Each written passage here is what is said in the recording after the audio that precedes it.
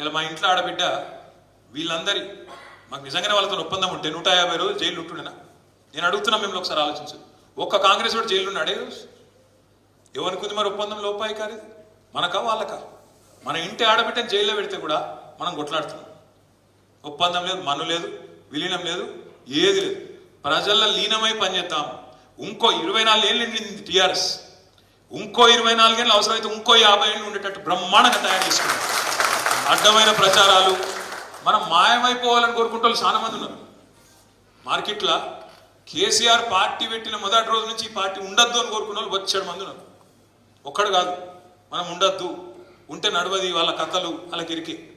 అట్లా కోరుకున్న వాళ్ళు, మనం పోవాలని కోరుకున్న వాళ్ళు, మన పార్టీ నాశనం కావాలని కోరుకున్న వాళ్ళు పోయిన తప్ప మనం మాత్రం మంచిగా ఉన్నాం. 2 ఎలక్షన్లు తెలంగాణ వచ్చినాక మననే గెలిపించారు ప్రజలు. ప్రజలకు మనం రుణపడి ఉండాలి.